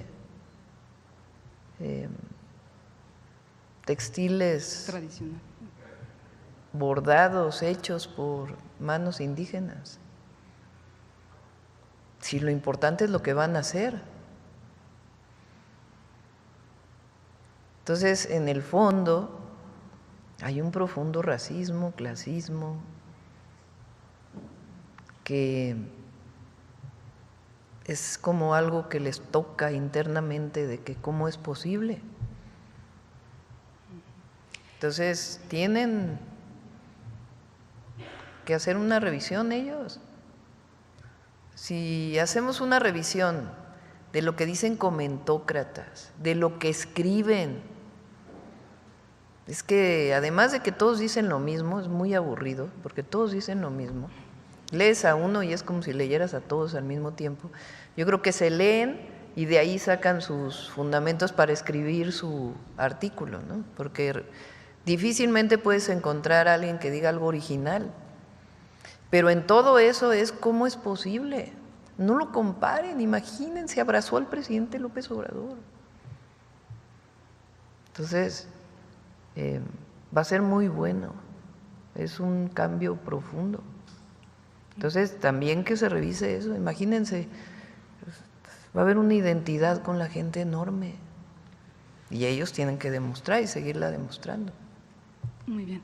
Presidenta, respecto a esto que México pedirá a Donald Trump de los aranceles, el 50% que se ha tratado igual que Reino Unido, ¿qué sectores podrían esperar recibir el apoyo del Gobierno de México en este plan que tendría para el viernes su anuncio? Porque se esperaría, por supuesto, que se impondrían aranceles a productos estadounidenses, sería lo menos, dado que está violando Estados Unidos este acuerdo que se tiene en materia comercial con nuestro país. Y aquí yo quisiera agregar algunos datos. O sea, las medidas tendrían que ver con la protección de la industria del acero y el aluminio, porque es ahí en donde está la afectación. Entonces, ¿qué se tendría que hacer? ¿Cómo se tendría que hacer? Y como hacemos nosotros siempre, hay que apoyar desde abajo, pero sobre todo es frente a esta medida que está tomando Estados Unidos, ¿qué medidas debemos tomar nosotros? Que ya las hemos estudiado en muchas ocasiones. Les digo por qué también, porque no es solamente un asunto de, ay, ellos pusieron, nosotros ponemos. Muchos de los productos que tienen acero de Estados Unidos, si nosotros les ponemos 50% de arancel, pues lo encarece. Y eso representa que las cosas se venden más caro en México. Entonces tiene también sus consecuencias ponerlos. No digo que no será tomado en cuenta entre las medidas que hagamos, pero tiene también sus consecuencias. Entonces, por eso es que habíamos avanzado mucho con el 25%. Entonces, vamos a ver si muchos de los acuerdos se mantienen de lo que ya habíamos avanzado. Esperemos que sí, y que podamos tener pues otro tipo de noticias. Y si no, pues ya también tomaremos nosotros la decisión para poder proteger sobre todo los empleos en México de la industria del acero y el aluminio. Sí, yo le preguntaba también esto respecto a datos del INEGI, porque las ventas de autos al mes de mayo tuvieron una baja de 0.4% ya. Las consecuencias también en el consumo privado en marzo, cayó 1.3% comparado con marzo del 2024. Entonces comienzan a verse ese tipo de respuestas o de reacciones ya, porque estamos hablando del gasto finalmente de los hogares, de las instituciones privadas. Todo esto se está previendo, Presidenta. Sí, pero no hay preocupación. Todavía. Hay ocupación, nos estamos ocupando. Nos estamos ocupando de esta situación que naturalmente pues impacta en México, pues cómo no va a impactar. Pero ¿qué estamos haciendo nosotros para que pues se siga fortaleciendo la economía de nuestro país? Entonces para eso es el Plan México y vamos avanzando en el plan. Y frente a esta nueva situación que se plantea, pues hay que también ocuparse. Gracias. Ahora, también en respecto a estas sanciones de Estados Unidos por la contratación de los médicos cubanos, se dice, Presidenta, bueno, lo que ya aclaró que no es un trabajo forzado, pero que se podrían dar la cancelación de visas. En este caso se habla de funcionarios como López-Gatell, incluso Zoé Robledo, entre ellos. Colaboración, coordinación, pero no subordinación. México define su política exterior, como lo dice la Constitución de la República. Si tomó en su momento el presidente López Obrador una decisión de invitar a médicos de distintos lugares del mundo para poder, en su momento en la pandemia, apoyar a las y los mexicanos, y después para atender el espacio de médicos especialistas que México no tenía, producto de una política que evitó que se formaran médicos especialistas en México, política deliberada, pues es una decisión que se tomó para apoyar a las mexicanas y a los mexicanos. Entonces, esas decisiones las toma el gobierno de México. México fue el único país, y estamos hablando de hace muchos años, que votó en contra del bloqueo a Cuba. El único país que votó en contra del bloqueo a Cuba. Es decir, hay una historia de política exterior que viene de tiempo. Entonces, esa política exterior pues no se puede definir en función de otros, sino de los intereses de la nación y del pueblo. Okay. Y ya por último… Entonces, ¿qué esperamos? Respeto. Es lo que siempre hemos pedido. Respeto y trato de iguales, que hasta ahora hay un trato de iguales. Porque, repito, lo que hoy tenemos de los aranceles al acero y al aluminio es a todo el mundo. Por supuesto que nosotros respondemos como México, pero es a todo el mundo, no es algo que vaya en contra de México, es a todos los países del mundo. Lo de los automóviles es a todos los países del mundo. De hecho, Canadá y México tenemos algunas características preferenciales, pero es a todo el mundo. Y lo del amago al retiro de visas, ¿ustedes pedirían en su momento pues que se argumente bien que… Viene recuerden que viene el subsecretario del Departamento de Estado, que ya fue embajador en México en el periodo del presidente López Obrador, cuando el primer periodo del presidente Trump, conoce México. Entonces, y fue muy sensible en el momento en que fue embajador. Entonces, pues ya platicaríamos temas. Hasta ahora no se nos ha hecho saber nada en particular para México. Dos cosas nada más, Presidenta. Se dice que la plataforma oficial del gobierno mexicano, la de trabajen.gov.mx, fue víctima de un grave hackeo que dejó expuestos pues los datos del personal, profesionales, de miles de personas que aspiraban a cargos públicos en la administración federal. Y la segunda tiene que ver con, bueno, no, pues… No es… ¿cierto? No es cierta esta, no es cierta. Es otra, ¿cómo dices? Fake news. Okay. Fake news. Ajá. Bueno, y la segunda tiene que ver con un grupo de estudiantes, entrevistamos a 2 de ellos, después inmediatamente ya se acercaron un grupo de, pues ya casi eran como unos 10, y ellos, bueno, Paula Palomares, que nos explicaba una residencia de cirugía, la realizaba en cardiotorácica en el INER, cardiotorácica en el INER, denuncia pues que ha sufrido toda serie de amenazas de muerte, violencia de género, falta de apoyo por parte de la administración y de la UNAM, así es que busca ayuda para reubicarse en otros hospitales, completar su especialidad porque estaba a 1 año de terminar, destacando que su caso pues refleja problemas de pues más amplio abuso que no se ha explorado, discriminación y formación y que simplemente se ha venido ignorando. Así fueron relatando cada uno su propia situación, y en el caso de Juan Cervantes, él es ex residente de cirugía igual en Pemex, denuncia acoso, maltrato, que incluso se vino a exponer con todavía la administración del presidente Andrés Manuel López Obrador, pero hasta ahorita, bueno, vuelve otra vez a sufrir esta situación y en pocas palabras pues critican corrupción y falta de ética en la enseñanza médica y que bueno, si el país está carente de especialistas, son varios, ya le digo que van a entregar hoy una carta en Atención Ciudadana que no han podido terminar y que piden apoyo de su parte, Presidente. ¿Todos son del INER? No, unos son de Pemex, unos son del INER, o sea, son diferentes instituciones, pero no han podido terminar. Sí. Luego vamos para acá. Buenos días, Presidenta. Hans Salazar, de Noticiero en Redes.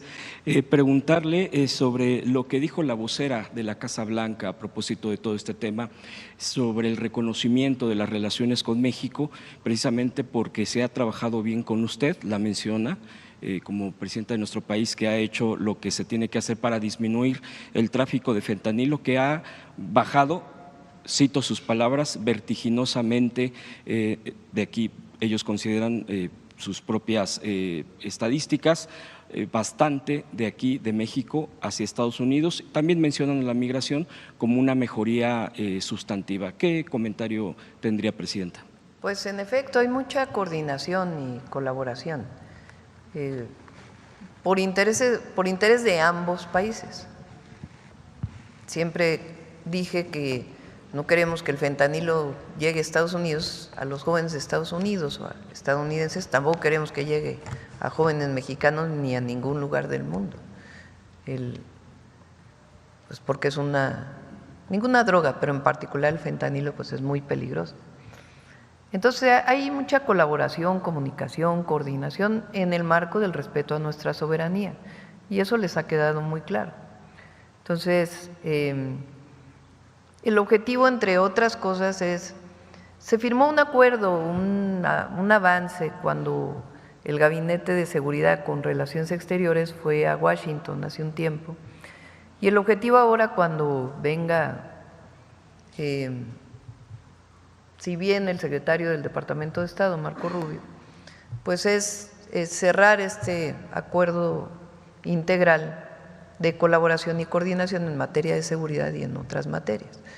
Nosotros, por supuesto, tenemos también las materias que representan la defensa de los mexicanos y mexicanas en Estados Unidos, la reducción del tráfico de armas de Estados Unidos a México, la atención a las causas, que siempre ha sido nuestra defensa y nuestro punto de vista. Entonces, todo esto estamos buscando un marco global de acuerdos pues con la administración Trump, de tal manera que en los próximos 4 años pues ya no estemos con una y otra cosa, sino que quede perfectamente claro. Por supuesto en materia de seguridad, de migración, pero también de comercio, en el marco del Tratado Comercial Estados Unidos, México, Canadá. Entonces, este acuerdo global pues buscamos que sea el marco de nuestra relación México-Estados Unidos. Y sobre este mismo tema, Presidenta, y a propósito de las llamadas fake news, mentiras, circuló una imagen, un post donde incluso citaban una lista de políticos que se les había retirado su visa por temas de narcotráfico. Sí. Fue desmentida por la embajada. La embajada de Estados Unidos tuvo que… Eso es lo que iba a preguntarle. ¿Qué opina usted de que la embajada estadounidense tenga que desmentir algo que por lo menos replican, si no es de ellos, por lo menos replican la parte de pues más que ataca más, sí, ya no es crítica, sino que ataca con mentiras la presidencia y el actuar del gobierno?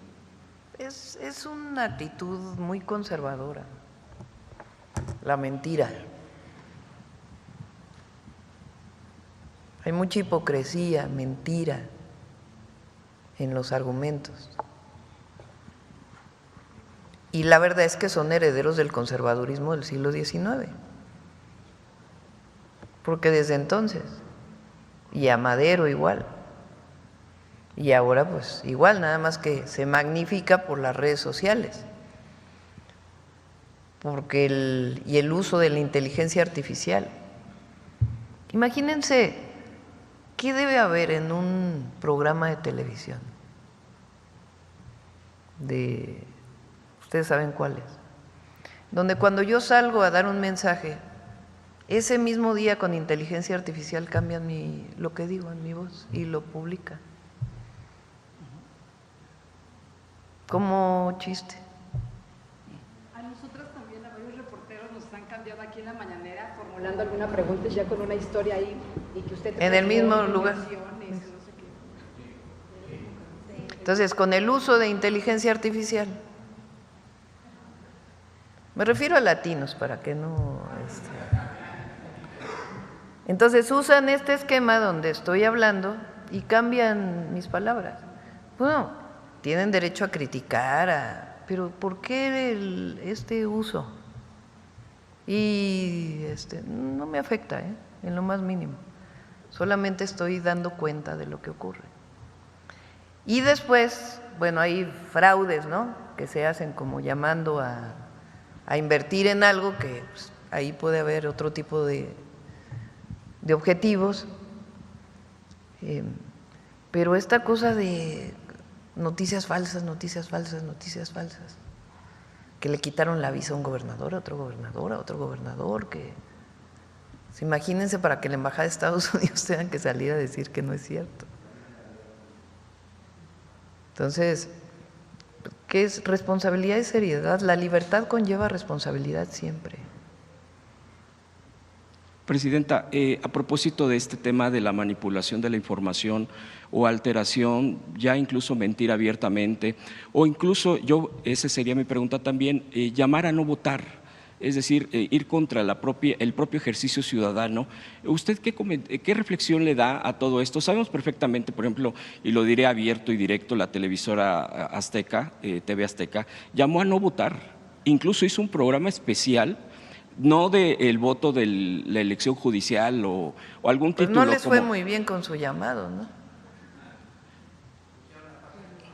Sí. Le pusieron efectivamente, como dice mi compañero, la farsa electoral. ¿Qué opina usted, Presidenta? Digo, no es nuevo, pero de una concesión pública, digo, de una televisora privada, pero… ¿Cuál creen que sea ustedes el motivo?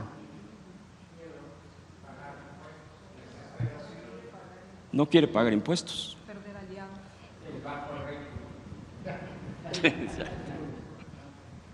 Pues así como que qué impacto tuvo, que voten 13 millones de personas en una elección al Poder Judicial y que el presidente de la Corte tenga más de 6 millones de votos. Imagínense, es algo inédito frente a 100 votos, ¿no?, del Senado que hubiera tenido. Presidenta, y aprovechando el tema del día de hoy sobre la infraestructura… En el fondo que hay, perdón que te interrumpa, no tienen ya impacto. O sea, hay mucha desesperación porque no tiene receptividad en la gente, en el pueblo. Han perdido mucha credibilidad, muchísima. Entonces, llaman a no votar. ¿Por qué llaman a no votar? ¿Qué impacto va a tener eso en el futuro?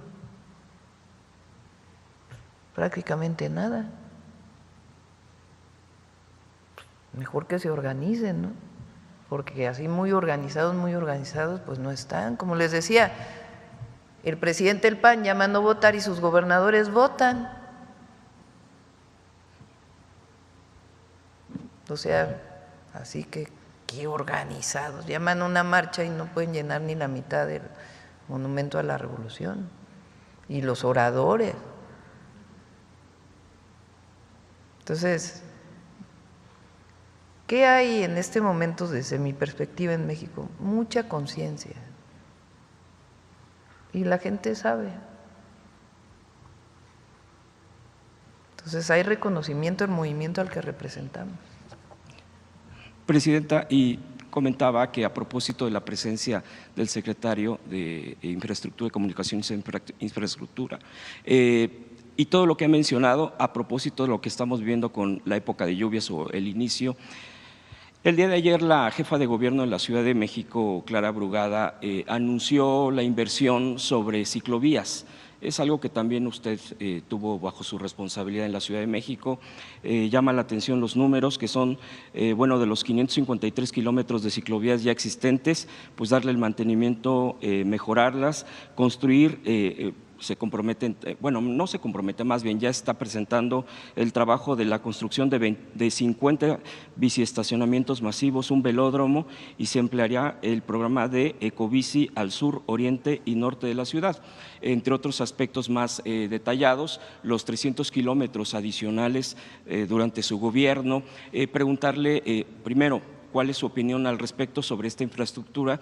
Y es facilidad, obvio, la movilidad de la ciudad es fundamental, pero también creo que este tema de lo que estamos viviendo, lo que mis compañeros ya también han dicho, compañeros, sobre la negación de las lluvias, los resultados cuando vienen este tipo de trombas, porque eso fue lo que sucedió hace unos días en la ciudad, y que esto puede llegar a dar alternativas para aminorar por lo menos el uso de vehículos. En fin, ¿cuál es su opinión? Y si en este tema hay alguna otra posibilidad o dimensionar cómo se puede apoyar al país en algunos estados, trabajar con estados, no necesariamente con el presupuesto público del federal, sino también con presupuestos de los estados, de municipios del país, si le han preguntado, si le han propuesto, sino con asesoramiento y acompañamiento. Presidenta, quisiera su opinión. Bueno, hay una orientación mundial a que en las ciudades se use la bicicleta por diversas razones. Una ambiental, pues obviamente la bicicleta no contamina. Dos, pues los embotellamientos que hay en las ciudades, que la bicicleta siempre es una alternativa. Y lo que se busca con la bicicleta, pues en general son tramos más cortos, ¿no? Porque no cualquiera puede ir 40 kilómetros en una bicicleta o no tiene la edad para hacerlo. Aunque hay personas mayores que se avientan 80, 100. Pero bueno, entonces busca siempre que la ciclovía, pues un espacio seguro para la movilidad en las ciudades. Es una orientación mundial que viene hace tiempo y Clara la está incorporando. Cuando fui secretaria de Medio Ambiente, se construyó la primera ciclovía en la ciudad. Fíjense, ahí se juntan dos cosas. Se estaba levantando la vía del tren ¿Se recuerdan que el presidente López Obrador fue jefe de gobierno del 2000, de diciembre del 2000 al 2005, porque luego vino el desafuero y luego ya la campaña para las elecciones del 2006? Pues justo acababa de pasar, llevaba poco tiempo, la privatización de los ferrocarriles. Entonces la vía del tren México-Cuernavaca, que a nosotros muchos nos tocó todavía el tren México-Cuernavaca, que después fue principalmente de carga, pero nos tocó. Cuando lo privatizan, deciden que ya deje de funcionar, que no es rentable, porque pasaba por muchos tramos de la ciudad, pues que estaban en medio de la ciudad. Entonces deciden que no es rentable la empresa a la que se la privatiza. Y entonces pone a levantar las vías como fierro viejo. Como fierro viejo. Era jefe de gobierno el presidente López Obrador y era secretario de Medio Ambiente. Entonces había un movimiento cuando se construyeron los segundos pisos, era justo la época 2002 más o menos que iniciaba todo esto, que decía es que construyen segundos pisos, pero ¿dónde están las ciclovías? Entonces, en aquella época, pues como secretaria fui a ver al jefe de gobierno y le dije, oiga, ¿por qué no? Si se levantan las vías se va a invadir la vía, el derecho de vía se va a invadir.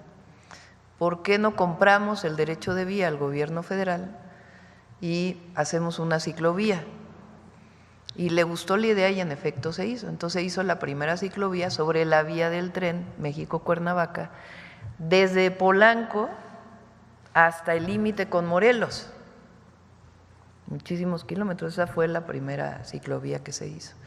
Ahí hay puentes todavía que se hicieron con tridilosa, con un hijo del ingeniero Eberto Castillo, para cruzar periférico y otras cruces importantes.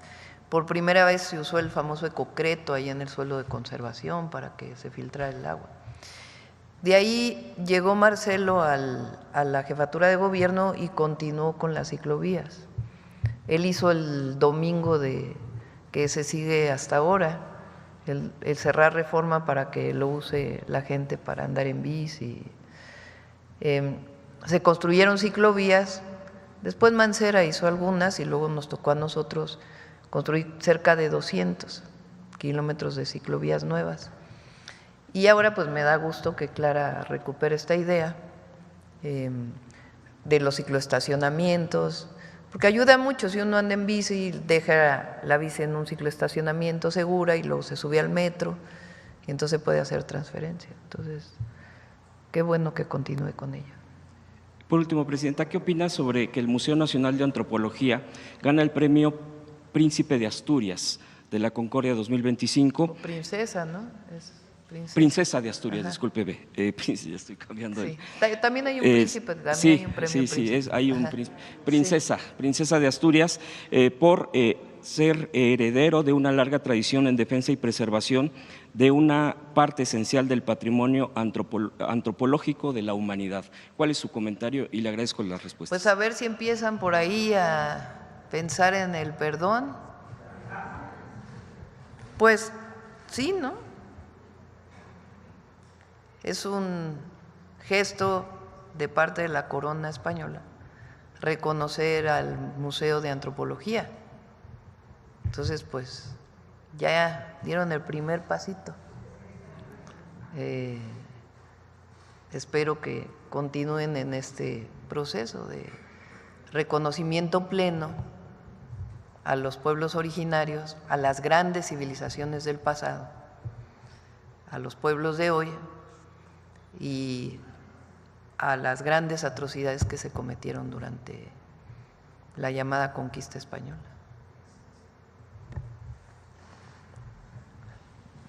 Después voy contigo, se me fue. Buenos días, Presidenta. Soy Tania Damián de Ángulo 7. Este fin de semana nos llegó una denuncia de agresión a un joven por parte de la Policía Municipal de Los Xochitlán. El Los Xochitlán es un municipio de la Sierra Negra, de Puebla, muy pobre, en donde, pues, según este joven, bueno, no es la primera vez que hay este tipo de, digamos, de abusos policiales. Estamos hablando que el presidente municipal su familia lleva 4 periodos desde 2014, pero también comentaba el joven que en su caso participaron elementos militares. Otras versiones dicen que son elementos hechizos o clonados. Entonces, aparte de que pues, el joven ya presentó la denuncia en la Fiscalía, piden la intervención del Estado, el Estado está, de hecho ese día pues estaban buscando al joven, el joven se escondió, intervino un delegado estatal, ellos están pidiendo que pues que entre mejor, o sea, que participe ya el Estado, al parecer va a participar, pero también causa este tipo de, bueno, la petición de que se investigue, si es así, que participen elementos, digamos, militares, pues presencian, no es que participen, sino presencian, y ellos dicen que hay muchos abusos, digamos, policiales de la policía municipal. Y que hay como pues una complicidad, o sea, por una parte está esa versión de que pues presencian esos hechos, por otra parte está la versión de que hasta podría ser militares clonados con la anuencia igual de la presidencia municipal. ¿Cuál es su opinión? Pues danos el dato para revisarlo, por supuesto. No debe haber abuso policial. Muchas gracias. De hecho, ahí se va a construir la Universidad Rosario Castellanos en Xochitlán. Sí. Es una comunidad, estamos hablando de uno de los municipios más pobres del país, sí. O sea, no solo de Puebla, y también pues ya se está buscando, bueno, el gobierno del Estado está buscando ya ese espacio para la universidad.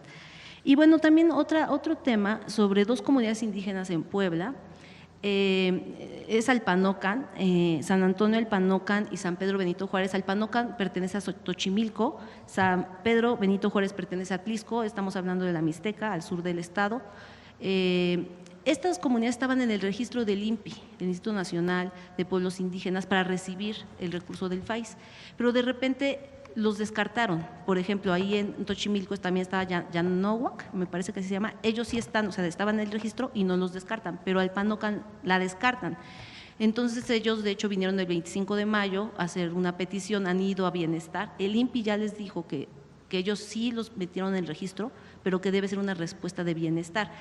Alpanocan tiene su relevancia porque tienen un conflicto con Tetela del Volcán por unos manantiales, digamos, con Morelos. Entonces, el presidente auxiliar pues quería ocupar ese recurso para apoyar o para hacer proyectos de tuberías, de distribución de agua, pero resulta que estaban en el registro, o sea, participan en la reunión donde van a tener el recurso y al final de cuentas no… Se han revisado muchos y le comento a la secretaria de Bienestar para que revise este caso. Y finalmente, Presidenta… ¿Habría un registro de pueblos originarios, comunidades… y cuando sale el registro, por ejemplo, en Oaxaca se hicieron varias adecuaciones, particularmente Oaxaca pues tiene su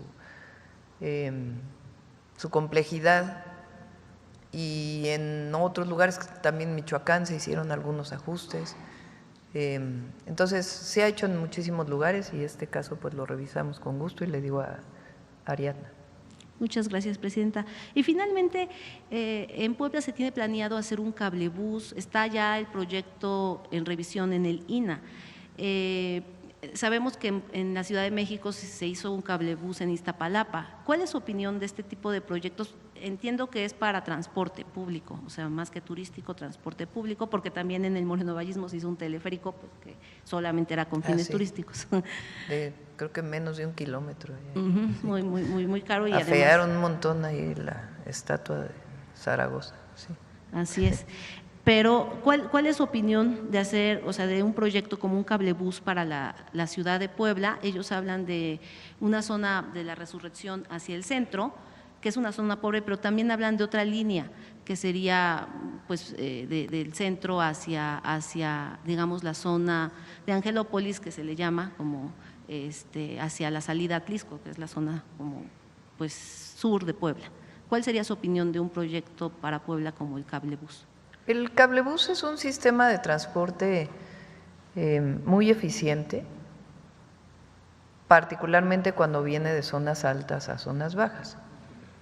Normalmente En esos casos, cuando crece mucho un poblado, una ciudad, hacia la montaña, en muchos casos incluso pues, por la historia de cómo crecieron los asentamientos humanos en México, sobre todo en la segunda mitad del siglo XX, pues muchos crecieron con invasiones o con venta de tierras ejidales y se fueron incorporando y no hubo la infraestructura suficiente para poder, pues, que tengan agua potable, drenaje, movilidad. Entonces, cuando hay de zonas altas, sobre todo, pues de zonas con mayor marginación, pues son muy útiles. Esto, pues el primer lugar donde se hizo fue en Medellín, en Colombia, y de ahí pues se vino haciendo en otras ciudades. En la Ciudad de México hicimos 3, uno para Iztapalapa, que es el más grande del mundo, 12 kilómetros, otro en la Gustavo Madero, en Iztapalapa es de la Sierra de Santa Catarina, en Gustavo Madero es de la Sierra de Guadalupe, al metro, y el otro que tiene el doble objetivo de llevar a la zona alta de Álvaro Obregón y también el objetivo de pasear por el bosque de Chapultepec en todas sus secciones. Clara también tiene planteado otros cablebuses para la ciudad. Bedoya planteó un cablebús para Uruapan, que ya entiendo que va muy avanzado. Y así pues varios gobernadores están planteando. Estado de México también tiene su Mexibús. No, Mexibús no se llama, ¿cómo se llama? Mexicable. Entonces, pues lo que hay que hacer solo es el estudio. ¿Qué hacemos nosotros desde el gobierno federal? Pues el área que tiene Andrés Layuz, de la que es titular Andrés Layuz, que es la que está en infraestructura, comunicaciones y transportes, que es de regulación de trenes, también está viendo de asesoría para proyectos urbanos. Entonces ahí se puede orientar. En el caso de Puebla, no conozco exactamente el trazo, pero pues tiene la ventaja de que de las zonas altas a la zona baja, en vez de hacer 2 horas a veces, pues se llega en 20 minutos. Gracias, presidenta. Ahora sí. Buenos días, presidenta. Saúl Santana Hernández, de Enlace de Mesoamérica y también de Plaza Juárez. Son varias preguntas. La primera, los migrantes, Enlace de Mesoamérica es una red de migrantes, igual que el de la compañera. Los migrantes plantean varios problemas. Uno, no tienen acceso a medicinas, porque en la frontera norte, la frontera con Estados Unidos, son más baratas, pero les piden receta, porque son opiáceos la mayoría que necesitan. Pero aparte está que en el camino puede perder la visa, porque se las decomisan, se las quitan o se las roban. Y no lo pueden comprar en México porque vale 3 veces más, por ejemplo, la metadona. No se pueden enfermar los migrantes, presidenta, porque ni aquí Pero ni la allá. metadona es particularmente para problemas de sobredosis, ¿no? Es un opiáceo, sí, pero ese es por decirle el más grave. Pero de ahí para abajo hay medicamentos que ni pueden comprar los allá. médicos ¿Cómo se llama el medicamento que ayuda? Me estaba confundiendo, perdón. Ajá. La cosa es que lo tienen que adquirir de algún modo, pero el puro paso ya es problema. En una situación, uno de nuestros corresponsales, Caro, le quitaron la camioneta y le quitaron la visa. Pero un opiáceo tiene que ser recetado. Ajá. Pero si es recetado aquí o allá, si acá vale 3 veces más, pues ya para qué me enfermo, ¿no? Esa sería la situación concreta. Sí, Bueno, hay que ver qué medicamentos, porque, bueno, primero en los consulados se va a abrir un programa de vacunación en los consulados para que se puedan ir a vacunar a los consulados.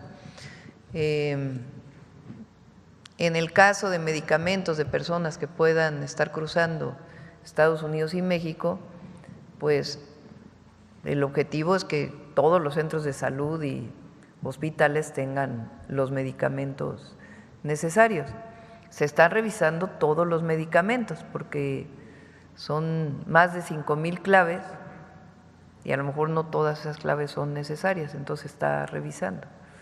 Pero el objetivo es que puedan llegar aquí, asistir a un centro de salud, ser revisado y aquí ser recetado, que tengan su medicamento. Gracias, presidenta. En otro tema, en Tepoztlán, Estado de México, hay un puente que atraviesa la carretera de lado a lado, pero va únicamente en 20% de avance y ya pasó de 180 millones de pesos de presupuesto inicial, aprovechando la presidencia del secretario, a 400, pero no lo han terminado.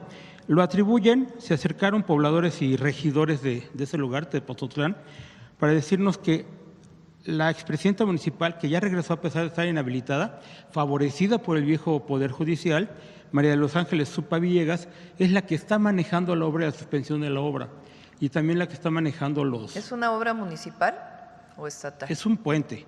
No Bueno, sabría pero decirle si es ¿quién lo municipal. está haciendo? O sea, Es el municipio. Ah. El municipio es el que lo está haciendo, pero ya con un sobreprecio y una no obra existente. Lo revisamos. Ujú. Y ya por último, usted ha ido varias veces a Acapulco, pero también hay huracanes, tanto meteorológicos como políticos. En el caso de la alcaldesa Adelina López, nada más se pronunció que iba a ir que quiere competir por la gubernatura y se le dejó venir toda la casta de la gobernadora y su papá, y están en un boicot tremendo contra Acapulco. La grilla, pues ¿qué es la grilla? Que lo hagan. El problema es que las ayudas, después de los huracanes, están siendo bloqueadas por este tipo de políticas. No, eso no. Es lo que nos comentaron. No. Digo, una cosa es los temas políticos que no deben ser… Exacto. Pasar a otros temas, pero la ayuda a la gente, esa no tiene ningún bloqueo, ninguno.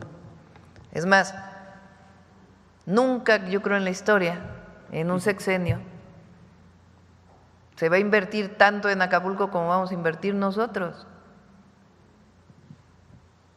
en mejoramiento de Acapulco. Ya Fonatur está ahí, si van a Acapulco es otra condición la recolección de basura, porque hoy en la zona central el drenaje de Acapulco está la hace Fonatur. Se está haciendo un trabajo muy importante de desasolve de ríos, de drenaje, de agua potable, de acciones culturales, que por aquí hay una compañera que siempre nos pregunta las actividades culturales en Acapulco. O sea, se está haciendo muchísimo para Acapulco. Entonces ahora sí que no pueden decir que se están bloqueando los apoyos a Acapulco, todo lo contrario. Y no tiene nada que ver con lo político, sino que Acapulco sufrió 2 huracanes en menos de un año y pues requería el apoyo del gobierno federal, si no, no. Y no solamente para restaurar lo que había antes, sino para mejorarlo integralmente. Gracias, presidenta. Bueno. ¿Un comentario? ¿Perdón? De la boda del secretario del Bienestar de ahí en Acapulco, de Pablo André Gordillo, que fue fastuosa, y cuando se les está pidiendo que sean pues congruentes, tanto funcionarios como que tengan que ver con Morena. ¿Algún comentario o no sabía? Pues austeridad a todos. Se alejan de la gente luego cuando…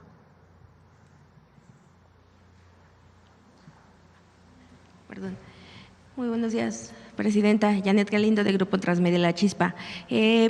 Preguntarle en torno a toda esta materia de obras e infraestructura, saber si se tiene una totalidad o un aproximado de a cuántos mexicanos se ha beneficiado. Y también con respecto a la parte que se va a trabajar, que nos comentaban hace rato, Macuspana, el tramo Macuspana-Tabasco, nos comentaba que, bueno, este trabajo que se está haciendo va a ser durante un periodo largo. También saber si hay algunas alternativas y, bueno, para que tampoco afectar tanto a los locatarios, a los lugareños. Gracias, presidente. Sí, en cuanto a generación de empleos, se utiliza un parámetro que es por cada $1,000,000 invertido, es un empleo directo y 2 indirectos. Eso les da idea. Estamos hablando de este año 53,000 millones, estamos hablando de casi 150,000 empleos. En cuanto a beneficios directos, tenemos lo que llaman TDPAs, el tránsito diario promedio anual, de cada una de estas carreteras y eso es lo que nos da el número de habitantes beneficiados.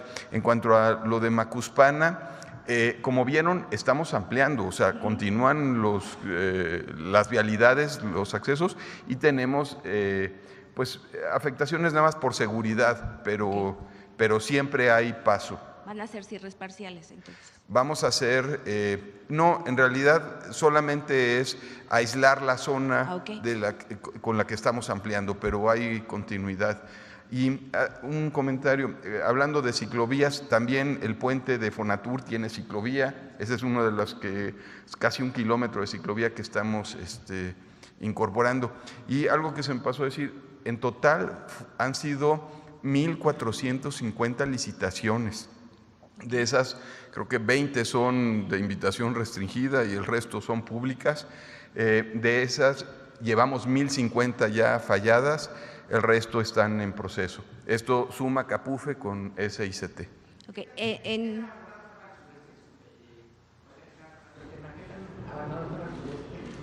Con la 4T, ¿cuánto fue lo que precisamente se corrigió, se levantaron caminos, se cortaron carreteras? No, bueno, el sureste al contrario, es ha tenido una gran intervención desde la administración pasada. Aquí ya no reporté lo que está haciendo la Secretaría de la Defensa, que ya está por concluir el proceso de reconstrucción. Ellos están interviniendo cerca de 1,000 kilómetros en total de diferentes vialidades que se utilizaron en el proceso constructivo de Tren Maya. Para lo del Tren Maya. Pero ya van muy bien, tenemos los reportes. Es más, damos seguimiento porque es un convenio entre SICT y la Defensa, ¿sí? y van muy bien, ya está por concluir. Ok, ¿a una fecha aproximada que se prácticamente concluya? Es este mes. En reuniones de gabinete con la presidenta hemos estado dando seguimiento y han estado informando los reportes. Ok, y estas licitaciones que nos comentaba, estas que faltan, más o menos ¿para cuándo terminarán? Es junio prácticamente, si vieron las fechas, lo que nos falta arrancar, todo está para fallarse en junio, que son algunos puentes. Hay que recordar, buscamos también que mucha de la obra se haga por empresas locales. Entonces también eso nos lleva a tener tramos y dividimos por frentes de trabajo, por eso la gran cantidad de licitaciones. Y la mayor parte también caen, ya la nueva ley de obras también tiene un apartado donde indica que en condiciones similares es un criterio el asignarlo a una empresa local, justamente para generación de empleo. Ok, muchísimas gracias, secretario. Gracias, presidenta. Y hablando de otro tema, bueno, pues ya comentaban también los compañeros con respecto a estas lluvias que se dieron en días pasados, que finalmente afectan a mucha gente. Sin embargo, pues también con esto se dio una recuperación en el Cutzamala. No sé si nos pudiera comentar cómo está esta recuperación y, bueno, los beneficios que va a traer. Todavía sigue habiendo incendios, imagínense, en las zonas donde no ha llovido, particularmente en el noroeste. Cutzamala se ha recuperado solo al 50% más o menos. Todavía las presas no tienen una recuperación mayor. Ha llovido pues, principalmente en el centro sureste del país. Donde hubo también problemas importantes fue en una pequeña localidad en Puebla y en Mineral del Oro en Hidalgo, que también ahí pues está apoyando Laura Velázquez y vamos a ver si se requiere un apoyo adicional. Okay. Muchísimas gracias, presidente. Gracias. Vamos con detector de mentiras. Con su permiso, presidenta. Buenos días a todas y todos. Como ya lo mencionó la presidenta, es mentira que la plataforma Trabajo En sufrió un ciberataque y que se vulneraron los datos de aspirantes a empleo. Desde el 31 de mayo, la propia Secretaría Anticorrupción y Buen Gobierno desmintió esta información. También lo hicimos en Infodemia. En el caso de la Secretaría, pueden revisarlo en sus redes sociales. La cuenta de ex es @buengobierno_mx. Y en el caso de Infodemia, somos @InfodemiaMex. Por otro lado, el coro de jueces, comentaristas, intelectuales, exconsejeros del Instituto Nacional Electoral, expresidentes de la República y medios de comunicación que con mentiras quisieron boicotear la participación del pueblo en las elecciones judiciales, ahora buscan desacreditar el voto popular de alrededor de 13 millones de personas que de manera informada y libre eligieron a jueces, juezas, magistrados, magistradas, ministros y ministras. A pesar de que los observadores internacionales y las autoridades electorales han acreditado la legitimidad de las elecciones judiciales, quienes se opusieron y oponen a que sea el pueblo quien elija a los miembros del Poder Judicial buscan, con mentiras, anular las elecciones y, peor aún, atacan a los electores con discursos clasistas y racistas por el solo hecho de ejercer libremente su derecho a votar. Con discursos de odio, con mentiras, atacan a la democracia y a los demócratas. ¿Por qué? Veamos el video del detector de mentiras de esta semana.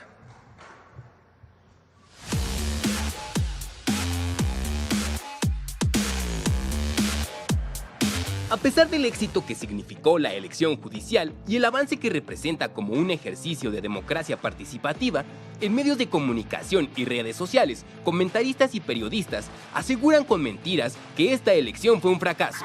Entre el lunes 2 y el martes 3 de junio, 6 medios impresos nacionales publicaron más de 50 columnas y artículos repitiendo viejas mentiras en contra de la elección judicial. De ese universo, 19 artículos aseguran que la elección judicial resultó un fracaso porque solo participaron 13 millones de mexicanos. Apenas el 13% de los votantes es un fracaso rotundo, se le vea por donde se le vea. El 87% de abstención es un golpe directo a la línea de flotación de la legitimidad democrática de cualquier órgano electivo. 88% de la gente no se paró por una casilla. Fue un fracaso. ¡Mentira! La consejera presidenta del Instituto Nacional Electoral, Guadalupe Tadei Zavala, informó el 1 de junio que las estimaciones de participación ciudadana en la elección judicial eran de entre el 12.57% y el 13.32%, aproximadamente 13 millones de votos. Esta votación supera los 9.6 millones que obtuvo el PAN, los 5.7 millones del PRI y los 6.2 millones de Movimiento Ciudadano en la elección presidencial de 2024. Incluso son más que los votos sumados de estos dos últimos. Además, ni la Constitución ni las leyes electorales establecen un mínimo de votos para que la elección sea válida. 2. La elección judicial carece de legitimidad por el uso de notas para apoyarse para ejercer el voto. ¡Mentira! Katia Uriona, jefa de misión de expertos electorales internacionales, quien fungió como observadora internacional de la elección judicial en México, destacó la utilización de notas personales durante la jornada del 1 de junio como un derecho ciudadano de ejercer un voto informado y destacó que los ciudadanos votaron en libertad. Da cuenta también del derecho ciudadano a ejercer un voto informado, pero también puede dar cuenta de que las personas, al menos porque hemos conversado también con la ciudadanía que asistía a votar, hicieron un ejercicio ciudadano, insisto en esto, de revisar las candidaturas. 3. La ONU ordenó cancelar la elección judicial en México. ¡Mentira! La ONU no emitió ningún comunicado relacionado con la suspensión de las elecciones judiciales en México. La desinformación proviene de un comunicado publicado por la JUFED el 30 de mayo, en el que señala que el Comité de Derechos de la ONU admitió una comunicación presentada por esta organización en torno a la elección judicial. Esto no significa que la ONU haya dictado medidas contra el proceso electoral para elegir a jueces, magistrados y ministros el 1 de junio. 4. La elección judicial acabó con la carrera judicial. ¡Mentira! El artículo 100 de la Constitución mexicana establece que el órgano de administración judicial será responsable de la administración y carrera judicial del Poder Judicial. Este órgano determinará el ingreso, permanencia y separación del personal de carrera judicial y administrativo y se encargará de su formación, promoción y desempeño a través de esquemas de capacitación y profesionalización permanentes. en función de las distintas categorías de la carrera judicial. 5. El INE determinó no anular las boletas sobrantes de la elección judicial del 1 de junio. El INE determinó que no se anulen las boletas sobrantes, las inutilizadas. ¡Mentira! El consejero Arturo Castillo Loza explicó durante la elección judicial del 1 de junio que las boletas no utilizadas, aunque no serán tachadas, sí serán inhabilitadas. Primero, es falso que no se inhabilitarán las boletas no utilizadas. Sí se inhabilitarán, pero no tachándolas, sino resguardándolas en una bolsa de seguridad y registrando en actas los folios sobrantes. 6. El gobierno de México ofreció darle 800 millones de pesos a la CENTE Oaxaca. ¡Mentira! El secretario de Educación, Mario Delgado, explicó que el monto al que se refieren medios de comunicación como parte de un supuesto acuerdo entre el gobierno de México y la CENTE es un apoyo que recibe el gobierno del estado de Oaxaca cada año para el pago de los procesos de admisión, promoción, pacificaciones, recategorizaciones, transferencias y reubicaciones salariales, y que no se trata de un recurso destinado a una sección sindical. 7. La empresa Shell se va de México. ¡Mentira! Shell Mobility en México informó que no abandonará sus operaciones en el país y aclaró que firmó un acuerdo con la empresa mexicana Icon, propietaria de estaciones de servicio de gasolina, para la concesión de la licencia de la marca Shell.